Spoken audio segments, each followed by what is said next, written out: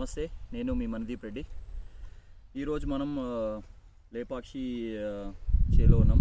ఇది 85వ రోజు. సో చాలామంది మనం అడగడం జరుగుతుంది, ఎలా ఉంది చేను బ్రదర్, వీడియో పెట్టండి అని. సో ఆ సందర్భంగా మనం వీడియో అయితే తీస్తున్నాం ఈరోజు. ఫస్ట్ విషయం ఏంటంటే, చాలా సంతోషంగా ఉందండి నాకైతే. ప్రజెంట్ కండిషన్లో అంటే 85 డేస్కి క్రాప్ ఎలా ఉండాలో అలా ఉంది. మనకు గుడ్డలు చూసుకున్నా కూడా మంచిగా ఉన్నాయి. కౌంటు విషయానికి వస్తే మనకైతే 40 నుంచి 50, 60, 70 బుడ్డల దాకా రెడీ అయిపోయింది, ఇప్పుడు తయారైనాయి. ఇంకొక 40 బుడ్డలు, 50 బుడ్డలు, 50 ఊడలు, చిన్న పాల బుడ్డలు అవన్నీ రెడీ అవుతున్నాయి. ఎందుకంటే ఇది 125 రోజులు ఈ క్రాప్ కాబట్టి మనకి ఇంకా ఇప్పుడు 85 రోజులు అంటే ఆల్మోస్ట్ ఇంకొక 50 రోజుల టైం ఉంది. సో నాకు తెలిసి మనం అనుకున్నది టార్గెట్ రీచ్ అవుతామని అనిపిస్తుంది. అదేదైతే వాళ్ళు చెప్పడం జరిగిందో 50 నుంచి 100, 150 బుడ్డల దాకా కాస్తుంది అని చెప్పేసి. సో అటు ఇటుగా మాత్రం వచ్చేటట్టు ఉంది. అంటే 100 బుడ్డల దాకా అయితే రీచ్ అవుతుంది. నాకైతే హ్యాపీగా ఉంది. క్రాప్ కూడా బాగుంది.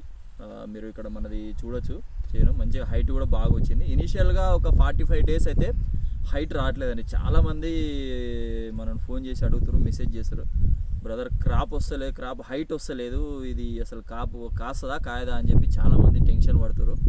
సో దీంట్లో అయితే ఎట్లాంటి టెన్షన్ పడాల్సిన అవసరం లేదండి. ఇది మీరు నార్మల్ సీడ్ మాదిరి, K6 మాదిరి ఒకటేసారి మాత్రం హైట్ మాత్రం పెరగదు. ఇది స్లోగా, దీని గ్రోత్ అనేది స్లోగా ఉంది. ఎందుకంటే మీకు దానికి పోషకాలు అందిన కొద్దీ పెరుగుతూ ఉంది. ఇప్పుడు మనది చేంజ్ చూసుకుంటేనే ఎవ్రీ 10 డేస్కి నేను చూస్తున్నా దాని హైట్ అనేది, లేకపోతే మనకు ఏమంటారు బ్రాంచింగ్ అనేది కూడా ఎక్కువ అవుతూ ఉంది. సో అది స్టాప్ అయిపోలేదు. నాకు తెలిసి ఇంకొక 20 రోజుల దాకా కూడా పెరిగేటట్టే ఉంది. చాలామంది మీరు K6 నేను గమనించిన, నాతో పాటు వేసిన K6 ఇప్పటికీ గ్రోత్ ఆగిపోయింది. ఇంకా దాన్ని చెప్పాలంటే ఇంకా గ్రోత్ లేదు. ఆకు కూడా పండు వారిపోయి ఇంకొక 15-20 రోజుల్లో కటింగ్ అయిపోయి చేనులాగా అయిపోయింది ఆల్రెడీ. సో మనది చూస్తే ఫుల్ గ్రీన్గా ఉందండి, ఫుల్ గ్రీన్. ఇప్పుడు మీరు లేత చేను ఎట్లుంటుంది, బుడ్డలైన చేను లేక లేనేలేదు. సో మనకు మాత్రం మంచి కండిషన్లో ఉంది. ఒకటి ఏంటంటే, ఆకుమచ్చ తెగులు దీనికి కూడా వస్తుందండి. చాలామంది మనకు అంతకుముందు చెప్పడం ఏంటంటే, ఆకుమచ్చ తెగులు అనేది దీనికి రాదని చెప్పారు. బట్ ఇది ఆల్రెడీ 3rd క్రాప్ కాబట్టి ఆకుమచ్చ తెగులు దీనికి కూడా వచ్చింది. బట్ మనం దానికి తగ్గ స్ప్రే అయితే చేసినాము. ఇంకా గ్రోత్ మందు అనేది ఒక 2 టైమ్స్ మనకు ఇనీషియల్గా గ్రోత్ కావాలి కాబట్టి 2 టైమ్స్ అయితే మనం స్ప్రే చేయడం జరిగింది. 45 డేస్కి ఒకసారి, 60 డేస్కి ఒకసారి చేసిన. సో ప్రజెంట్ అయితే బాగుంది. ఇంకా గ్రోత్ వస్తూనే ఉంది, బ్రాంచింగ్ వస్తూనే ఉంది. ఇంకా కొత్త ఊడలు పోతున్నాయి. నాకు ఇంకొకటి ఇంట్రెస్టింగ్ ఏమనిపిస్తుంది, ఇప్పుడు 85 రోజుల తర్వాత కూడా ఇంకా కొత్త ఊడలు తయారవుతున్నాయి. అది మరి ఎప్పుడు తయారవుతాయి, ఎన్ని రోజులు తీయాలా క్రాప్ అని చెప్పేసి నాకు కూడా కొద్దిగా టెన్షన్గానే ఉంది. అంటే నేను ఎప్పుడు చూడలేదు. ఇప్పుడు మీకు ఒకటి చూపిస్తే, ఇక్కడ చూడండి, ఇది ఇప్పుడు కూడా ఇంకా కొత్త ఊడలు పోతున్నాయి దీంట్లోకి. ఈ ఊడలు ఇవి ఎప్పుడు బుడ్డలు తయారవుతాయి మనకు అనేది నాకు ఒకటి పెద్ద టెన్షన్ లేక ఉంది ఇది. ఎందుకంటే నార్మల్గా మీరు వేరే సీడ్స్లో చూసుకుంటే ఊడలు అనేది 85 రోజుల తర్వాత కొత్త ఊడలు అనేవి రావడం జరగదు. బట్ దీంట్లో ఏంటంటే మీకు ఇంకా పూత వస్తుందండి. ఇగో ఇది గమనించాలి. ఈ పూత ఎప్పుడైతే వస్తుంటుందో మీకు చేలో గమనించవచ్చు. క్లియర్గా చూపిస్తా. ఇక్కడ పూత వస్తుంది. ఈ పూత వచ్చిన రోజులు మీకు కొత్త ఊడలు అనేవి వస్తూనే ఉంటాయి. ఎంతకాలం కొత్త పూత వస్తే అన్ని కాలం వస్తూనే ఉంటుంది. మనకు బ్రాంచింగ్ కూడా మీకు చూపిస్తా. మనకు ఎన్ని బ్రాంచ్లు వచ్చినాయి ప్రజెంట్. 1, 2, 3, 4, 5, 6, 7, 8, 9, 10, 11, 12, 13, 14, 15, 16, 17, 18, 19, 20, 21, 22, 23, 24. అంటే 24 కొమ్మలు ఉన్నాయండి ప్రజెంట్ అయితే.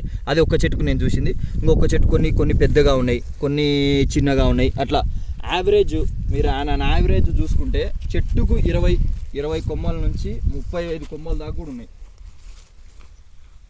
చాలా బాగుంది.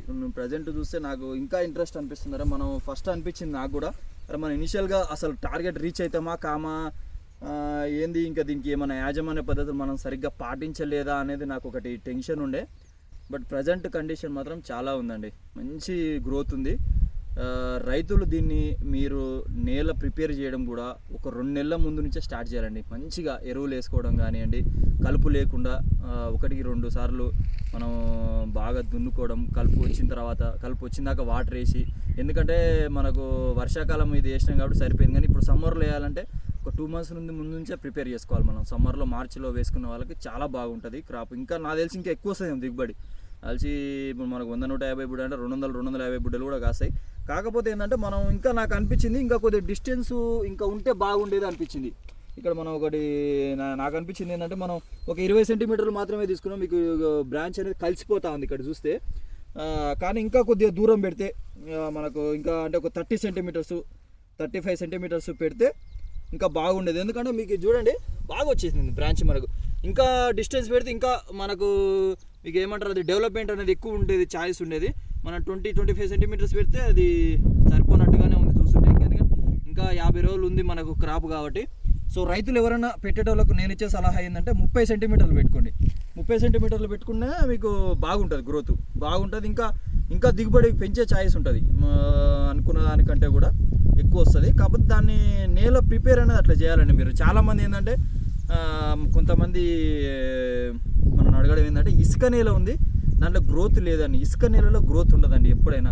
అసలు ఇసుక నేల కంప్లీట్గా శాండ్ సాయిల్ అయితే మీకు ఇది సూటబుల్ కాదు. ఎప్పుడు సూటబుల్ అంటే మీరు సాయిల్ టెస్ట్ చేయించి దాంట్లో మనకు కావాల్సినవి ఏంటి కావాలి, పోషకాలు అనేవి దాన్ని ఫుల్ఫిల్ చేసినప్పుడే గ్రోత్ వస్తుంది. ఇది మనకు సూటబుల్ ఎక్కువ ఏది అని అంటే, ఎందుకంటే నేను 10 ఎకరాలు వేసిన కాబట్టి నాకు తెలుస్తుంది. మన దగ్గర కూడా కొద్దిగా ఇసుక నేల ఉంది, కొద్దిగా గరుకు నేల ఉంది, మనం గల్సు భూమి అంటాం. ఇంకోటి ఎర్ర నేల ఉంది. ఎర్ర నేలలో బాగుందండి పొలం. ఎర్ర నేల తర్వాత గలుసు భూమి, గరప నేల అంటారు. సో ఆ రెండిట్లో ఫస్ట్ అయితే మనకు రెడ్ శాండ్ నేల అనేది చాలా కంఫర్టబుల్, మీకు గ్రోత్ అనేది ఎక్కువ ఉంది, క్రాప్ కూడా ఎక్కువ వస్తుంది. ఎవరైనా రెడ్ శాండ్ లాయిల్ మనకు ఉంటే కనుక మీరు అది ప్రిఫర్ చేయండి, మీకు బాగుంటుంది. ఎందుకంటే దాంట్లో మరి విటమిన్స్ అట్లా దానికి సప్లిమెంట్స్ కరెక్ట్గా అందుతున్నాయి, క్రాప్ కూడా చాలా బాగా వస్తుంది మనకి ఇది.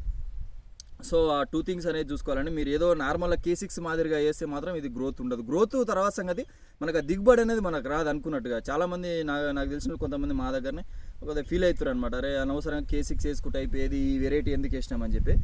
నేను అదే రైతులకు ఒకటి చెప్పదలుచుకున్నది ఏంటంటే, మీరు K1812 అనేది ప్రిఫర్ వేయాలి, మనం నెక్స్ట్ వేద్దాం అనుకుంటున్నామంటే మాత్రం సాయిల్కు ఏం కావాలనేది తెలుసుకొని వేయండి. ఏదో నార్మల్గా వేసినాము, ఏదో 4 పిండి బస్తాలు వేసినాము అని అంటే మాత్రం కాదు. ఇది దానికి సరిపడా అందియాలి మనం. పశువులు ఎరువు కొట్టడం కానీ, కాంప్లెక్స్ ఎరువులు కానీ దుక్కి నుంచే మనం దీన్ని ప్రిపరేషన్ అనేది చాలా అవసరం. ఇది రైతులు ఆ విషయంలో మాత్రం జాగ్రత్త తీసుకోవాలండి. లేదంటే మాత్రం మీరు క్రాప్ మాత్రం రాదు. అదే 10 బుడ్డలు 15 బుడ్డలే కాస్తుంది. ఎందుకంటే నేను కూడా కొన్ని ఎక్స్పీరియన్స్ ఫేస్ చేసిన. సో నేను రైతులకు అది ఏంటంటే స్ట్రాంగ్గా చెప్తా, మీరు చేసేవాళ్ళు దుక్కి నుంచే ప్రిపరేషన్ మీరు స్టార్ట్ కావాలి. 100% క్రాప్ వస్తుందండి. 60 సంచులు కాదు, 70 సంచులు 80 సంచులు కూడా వస్తుంది. దాంట్లో మీరు అనుమానించాల్సిన అవసరమే లేదు, ఇంకో ఆలోచనే లేదు దీనికి. అదే బాగా కేర్ తీసుకొని మీరు 10 ఎకరాలు వేస్తారా, 5 ఎకరాలు వేస్తారా, ఎన్ని ఎకరాలు వేసినా దానికి తగ్గ మనకు పెట్టుబడి పెట్టిన తర్వాత మీరు ఎక్స్పెక్ట్ చేయండి, యాజమాన్య పద్ధతులు పాటించండి.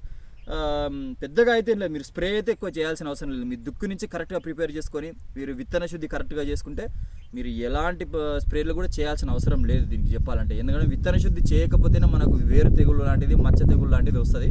విత్తన శుద్ధి మనం దుక్కి కరెక్ట్గా ప్రిపేర్ చేయడం అనేది చాలా చాలా ఇంపార్టెంట్.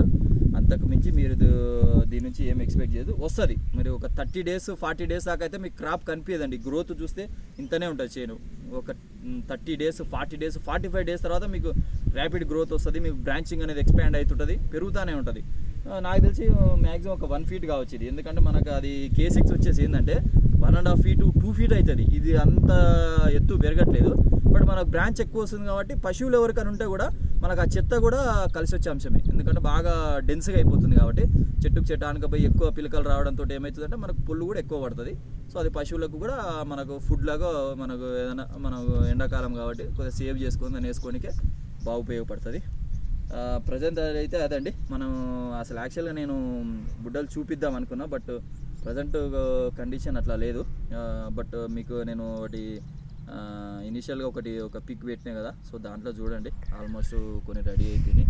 బట్ ఇంకొక 1 మంత్ వెయిట్ చూసిన తర్వాత నేను మీకు కంప్లీట్గా చూపిస్తాను మనకు యాక్చువల్గా ఎన్ని బుడ్డలు కాస్తుంది, ఏ పొలంలో ఎంత కాస్తుంది. ఎందుకంటే నా దగ్గర ఈ 10 ఎకరాలు కూడా డిఫరెంట్గా ఉంది సాయిల్ కండిషన్ అనేది.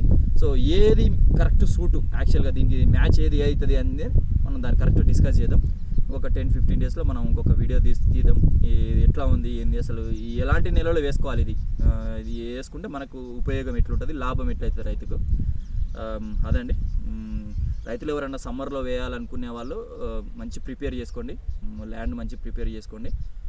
మనకు విత్తనాలు కూడా చాలా దొరుకుతున్నాయి, అవైలబుల్ ఉంది. చాలామంది రైతులు వేసారు, బట్ చూసి తీసుకోవాలి. ఎక్కడ తీసుకున్నా కూడా మార్చిలో వేసుకుంటే క్రాప్ ఇంకా దిగుబడి పెంచే అవకాశం ఎక్కువగా ఉంది.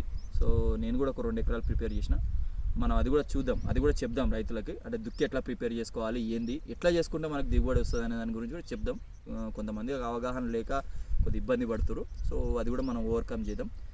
సో అదండి, అది ఈరోజు చెప్పాలనుకున్నా. ఏదైనా మీకు డౌట్స్ ఏదైనా ఉంటే మనకు కామెంట్లో చేయండి. సో థ్యాంక్ యూ అండి. మళ్ళీ ఒక వీడియోతో మళ్ళీ కలుద్దాం.